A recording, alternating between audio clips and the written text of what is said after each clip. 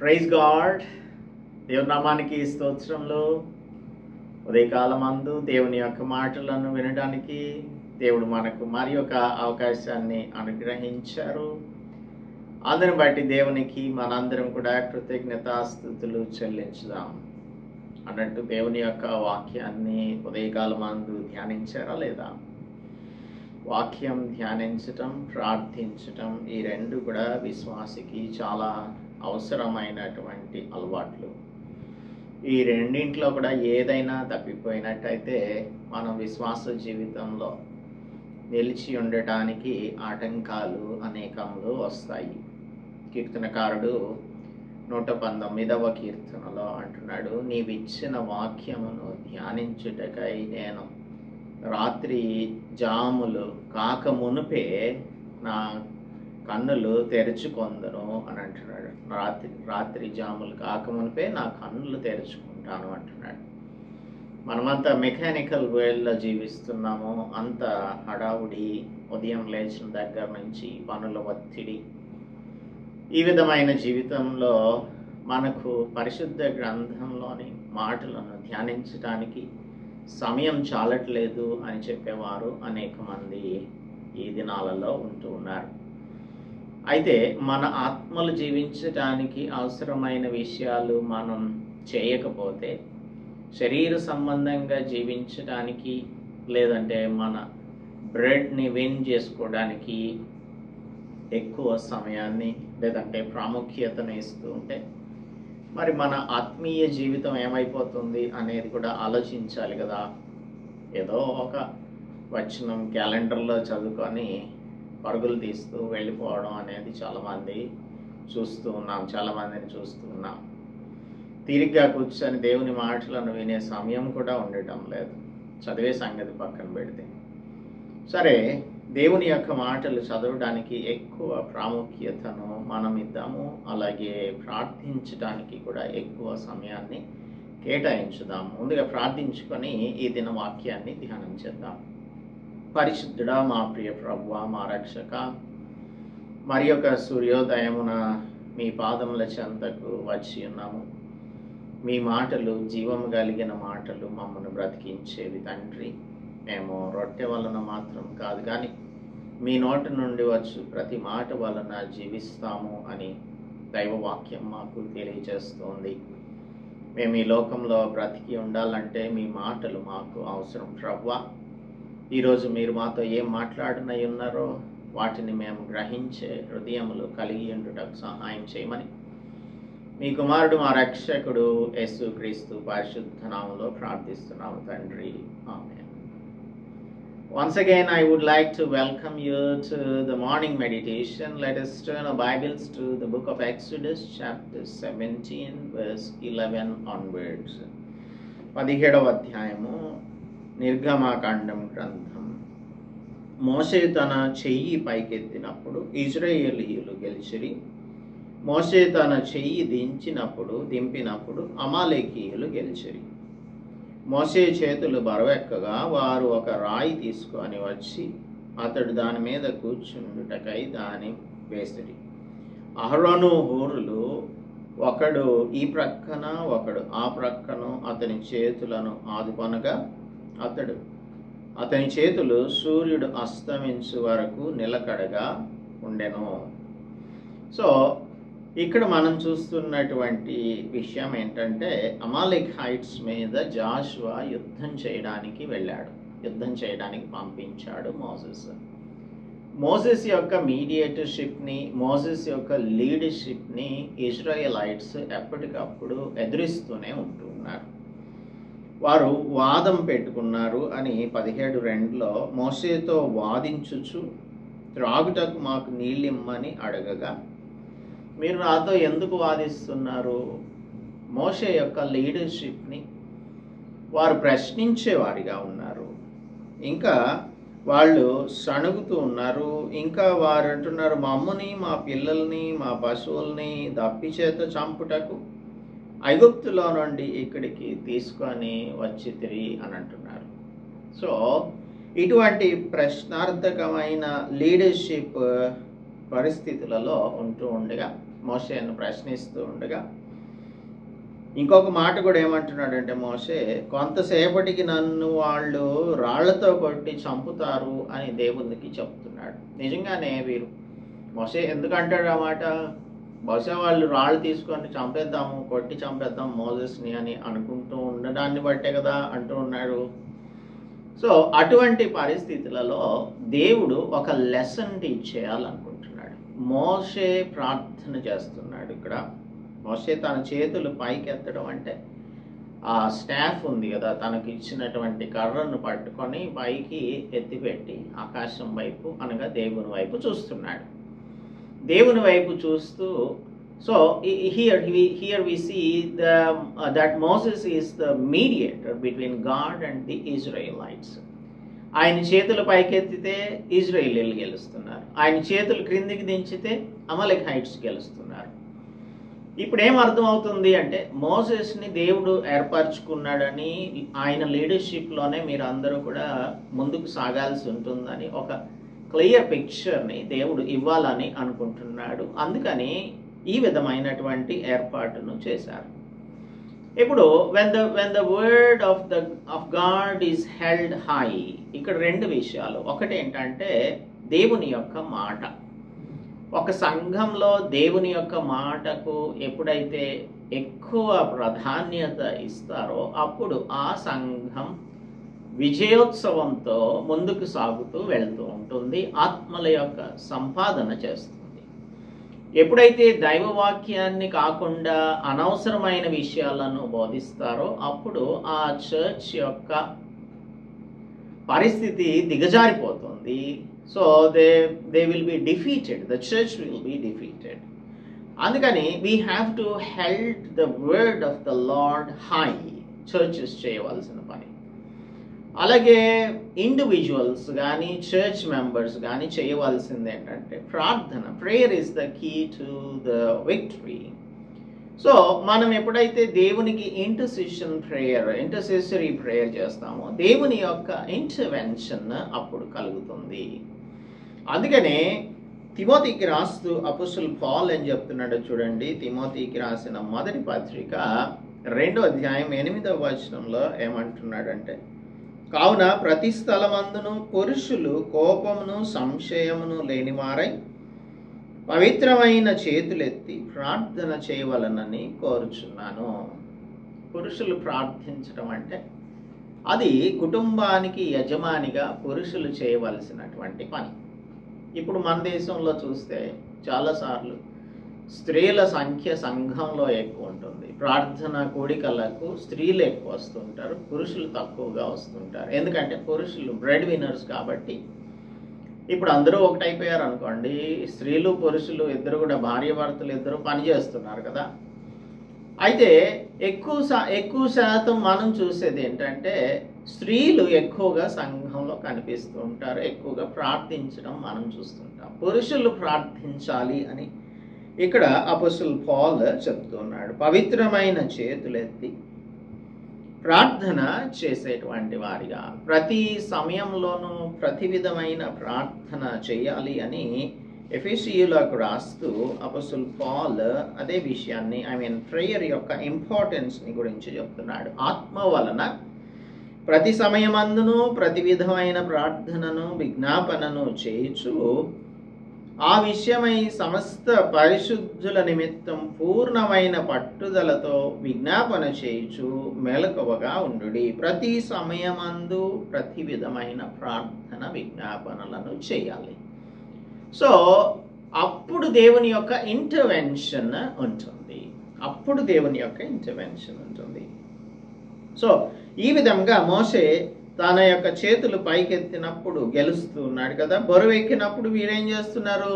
చేతులకి సపోర్ట్ ఇస్తూ ఉన్నారు. ఇక్కడ ఏంటంటే మోషే చేతులు ఎత్తితే గెలవడం అంటే దేవుని యొక్క ఇంటర్వెన్షన్ ఉంటుంది. When we look and to God, దేవుని వైపు మనం చూసినప్పుడు దేవుడు మనకు విజయాన్ని చేకూరుస్తాడు.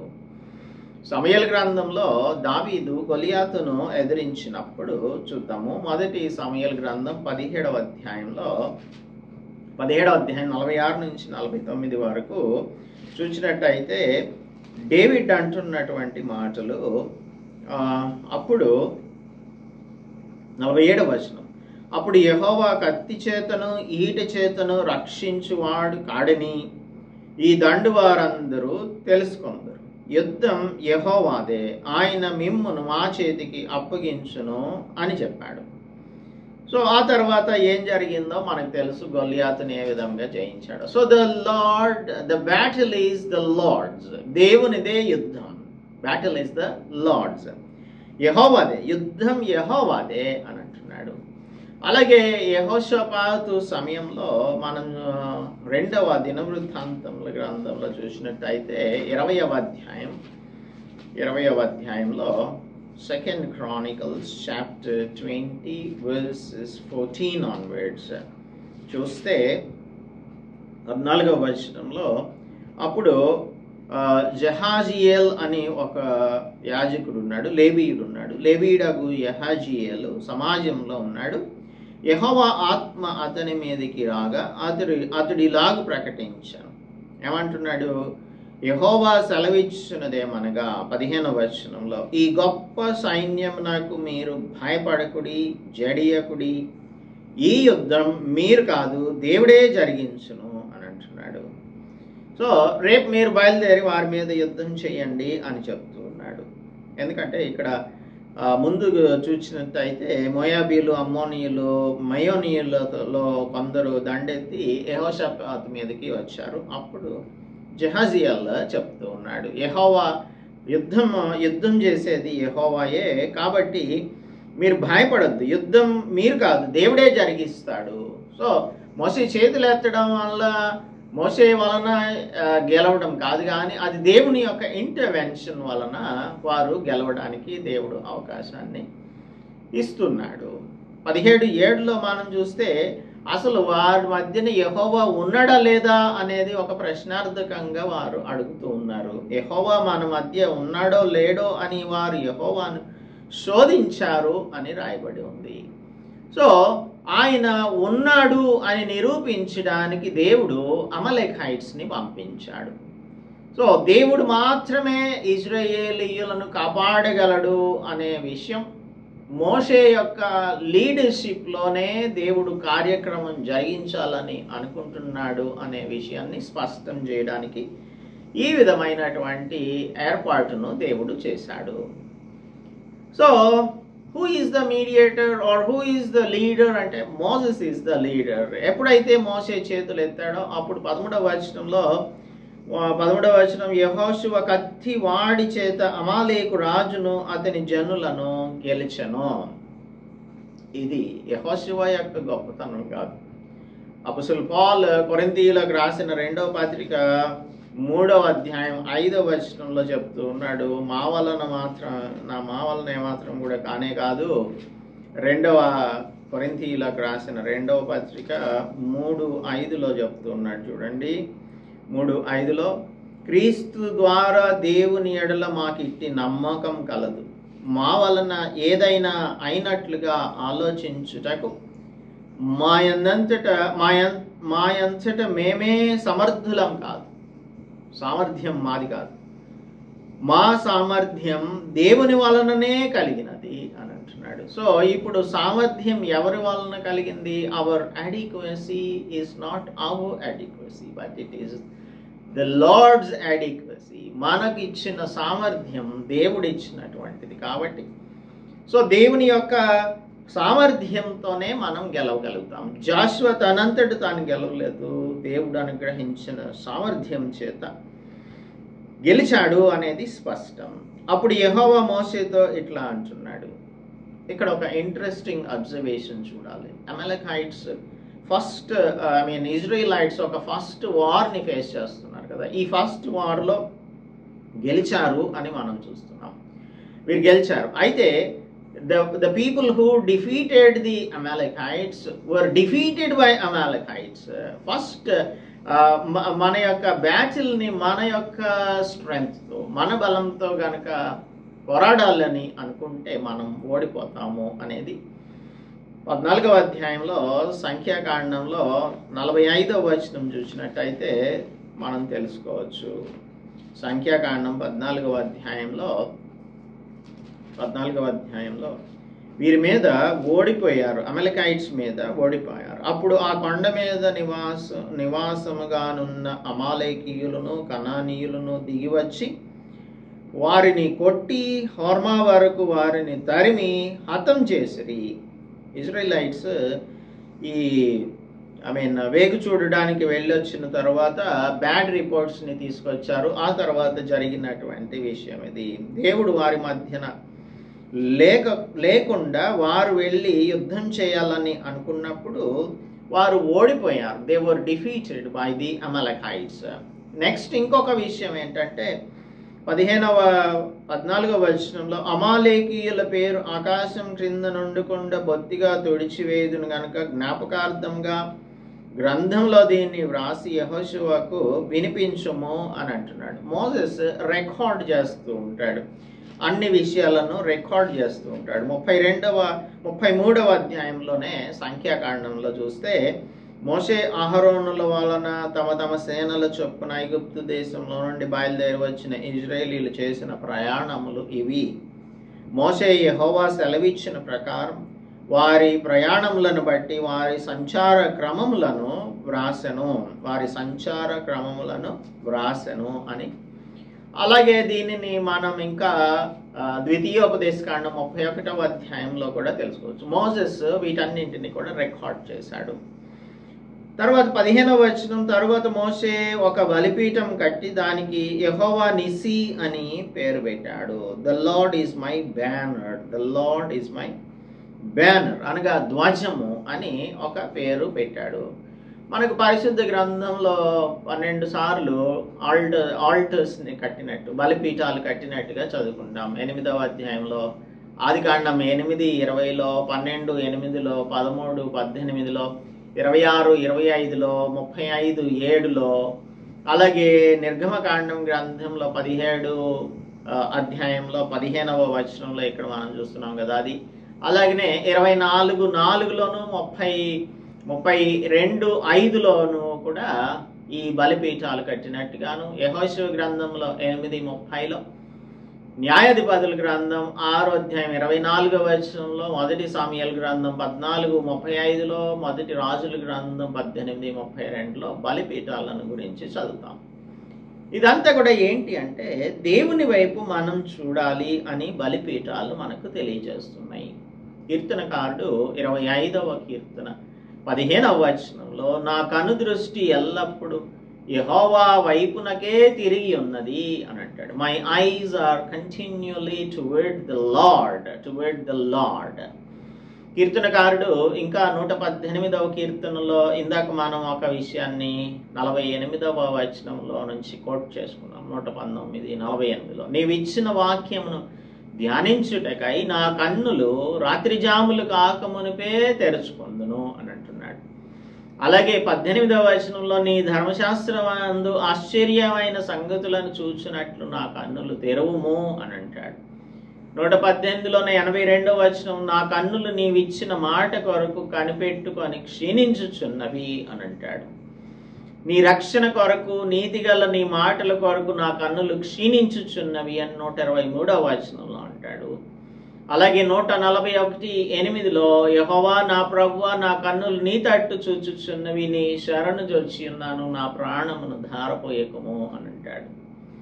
సో మన యొక్క కన్నులు ఎల్లప్పుడూ కూడా దేవుని వైపు ఉండాలి. అందుకనే హీబ్రూస్కి రాస్తూ అపోస్తలుడు పౌల్ ఏమంటాడంటే, హెబ్రీ పత్రికలో ఏమంటున్నాడంటే 12:2లో చూద్దాము. హెబ్రీ పత్రిక 12:2, విశ్వాసమునకు కర్తయు దాని కొనసాగించు వాడునైన యేసు వైపు చూచుచు మన ఎదుట ఉంచబడిన పందెంలో ఓపికతో పరిగెత్తుదము.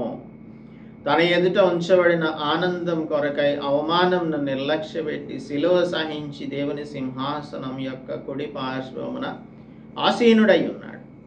కాబట్టి మనం ఏం చేయాలి అంటే, విశ్వాసమునకు కర్తయు దాన్ని కొనసాగించు వాడునైన యేసు వైపు చూచుచు మన ఎదుట ఉంచబడిన పందెంలో ఓపికతో పరిగెత్తాలి. So our eyes should be fixed upon the Lord continually. కీర్తనకారుడు చెప్పినట్టు, my eyes are continually toward God are continually looking toward God అని కీర్తనకారుడు చెప్తున్న రీతిలో ఎల్లప్పుడూ కూడా దేవుని వైపు చూచేటువంటి వారంగా ఉండాలి. ఇక్కడ అమెలికైట్స్ అంటే పాపానికి సాదృశ్యం. మొట్టమొదటిసారి విక్టరీని సాధించారు యుద్ధంలో.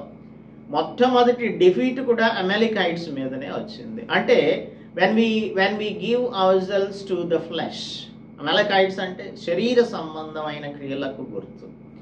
మనం ఆత్మలో బలంగా ఉంటే శరీర సంబంధమైనటువంటి క్రియలను జయించే వారంగా ఉంటాం. గలతీయులకు రాసిన పత్రికలో మనం చదువుకుంటాం కదా. గలతీయులకు రాసిన పత్రికలో చివరి అధ్యాయంలో మనం చూసినట్టయితే let us see Galatians chapter 5. Galatians chapter 5. Galatians chapter 5లో ఆత్మానుసారంగా నడుచుకొనుడి 16వ వచనం. అప్పుడు మీరు శరీరేచ్ఛను నెరవేర్చరు. ఇక్కడ ఎప్పుడైతే మనం ఆత్మానుసారంగా నడుచుకుంటామో దేవుని వైపు చూస్తూ నడుస్తాం. ఎప్పుడైతే మనం శరీరానుసారంగా జీవించుతామో అప్పుడు ఏమవుతుంది అని అంటే ఇక్కడ రాయబడి ఉన్నటువంటివన్నీ కూడా మనలోనికి వచ్చేస్తాయి. అందుకని క్రీస్తు యేసు సంబంధులు శరీరమును దాని ఇచ్ఛలతోనూ దురాశలతోనూ సిలువ వేసి ఉన్నారు అని 24వ వచనం చెప్తుంది. ఎప్పుడైతే మనం దానిని సిలువ వేయకుండా ఉంటామో, శరీరాన్ని దాని ఇచ్ఛలతో కూడా సిలువ వేయకుండా ఉంటామో అప్పుడు శరీరం మీద మనం ఓడిపోతాం, సాతానికి మనం దాసులం అయిపోతాం. అందువలన దేవుని వైపు చూస్తూ మనం ఆత్మానుసారంగా జీవించినట్టయితే శరీర క్రియలను మనం జయించే వారంగా ఉంటాము అని. There will be a continuous war. ఇక్కడ ఏమంటున్నాడు 17వ వచనం చూద్దాం. శరీరము ఆత్మకును ఆత్మ శరీరమునకును విరోధముగా అపేక్షించును. ఇవి ఒకదానికొకటి వ్యతిరేకంగా ఉన్నవి గనుక మీరేవి చేయ నిశ్చయింతురో వాటిని చేయకొందురు. మీరు ఆత్మచేత నడిపింపబడిన ఎడల ధర్మశాస్త్రంకు లోనైన వారు కారు. There will be a continual war. ఇక్కడ అదే అంటున్నాడు. అమాలేకీయులు తమ చేతిని యెహోవా సింహాసనమునకు విరోధంగా ఎత్తిరి గనక యెహోవాకు అమాలేకీయులతో తరతరముల వరకు యుద్ధం అనెను. అనగా మనకు ఫ్లెష్కి, మనకు శరీరానికి ఎప్పుడు కూడా యుద్ధం జరుగుతూనే ఉంటుంది. సంఖ్యాకాండం 24వ అధ్యాయం 20వ వచనంలో బిలామును గురించి చదువుకుంటాము. అలాగనే సౌలు అమాలేకీయులతో శామ్యుయల్ రాసినటువంటి ఫస్ట్ శామ్యుయల్ చాప్టర్ 14:48లో అమాలేకైట్స్ని సౌల్ ఎదుర్కొన్నట్టుగా చదువుకుంటాము. ఇంకా అమాలేకీయులతో ఇశ్రాయేలీల యుద్ధం 15వ అధ్యాయం 1వ వచనం నుంచి 9వ వచనం వరకు చదువుకుంటాము. అలాగే 28వ అధ్యాయం 18వ వచనంలోను, 2వ సమూయేలు గ్రంథం 8వ అధ్యాయం 12వ వచనంలోను అమాలేకైట్స్ మనకు కనిపిస్తారు. సో శరీరం ఆత్మతో ఎప్పుడు యుద్ధం చేస్తూనే ఉంటుంది అని సాదృశ్యంగా ఇక్కడ యెహోవాకు అమాలేకీయులకు తరతరముల వరకు యుద్ధం. మనం ఈ లోకంలో జీవిస్తున్నంత కాలం శరీరంతో మనం ఆత్మానుసారులంగా పోరాటం చేస్తూ ఉండాలి. దానిని సప్రెస్ చేయాలి. అప్పుడు ఆత్మీయంగా మనం ఎదగగలుగుతాము. దానికి కావాల్సింది దేవుని యొక్క మాటను మనం పైకెత్తాల్సి ఉంటుంది. We have to held the word of God high and also number 2 we have to pray. ఈ రెండు విషయాలలో మనం నిలకడగా ఉన్నట్టయితే దేవుని యొక్క బిడ్డలంగా సక్సెస్ఫుల్గా విక్టోరియస్గా జీవించగలుగుతాం. దేవుడు మనందరికీ కూడా సహాయం చేయనుగాక ప్రార్థించుకుందాం. పరిశుద్ధుడా, మా ప్రియ ప్రభువా, మా రక్షక, మా దేవా, ఈ ఉదయకాల ధ్యానంలో మాకు మీరు బోధించిన సత్యములను బట్టి మీకు వందనములు చెల్లిస్తున్నాం. మీ వాక్యమును ఎప్పుడైతే మేము ఎత్తి పట్టుకొని ఉంటామో అప్పుడు మాకు జయం కలుగుతుంది. ప్రార్థనలో ఎప్పుడు ఎక్కువగా నిలకడగా ఉంటామో అప్పుడు మేము ప్రభువా శరీర క్రియలను జయించగలుగుతాము. ఆత్మానుసారంగా జీవించిన వారమైతే శరీర క్రియలను జయించే వారంగా ఉంటాము. There will be A continual war అని మీరు తెలియజేస్తున్నారు. ఆత్మకు శరీరం ఎప్పుడు కూడా విరోధంగా ఉంటుంది కనుక నాయన మా విశ్వాసము నాకు కర్తయు దాన్ని కొనసాగించువాడునైన యేసు వైపు చూచుచు మా ముందున్న పందెంలో ఓపికగా పరిగెత్తడానికి మా ప్రియులకు మాకు సహాయము అనుగ్రహించమని క్రీస్తు యేసు పరిశుద్ధ నామములో ప్రార్థించి స్తుతించి వేడుకుంటున్నాం తండ్రి. ఆమేన్. దేవుని నామానికి స్తోత్రం. అందరికీ కూడా వందనాలు. దేవుని యొక్క మాటలను మనం చదవడం తర్వాత ప్రార్థించటం ఈ రెండు విషయాల్లో నిలకడగా ఉండటానికి దేవుడు మనందరికీ కూడా సహాయం చేయనుగాక. ఆమేన్.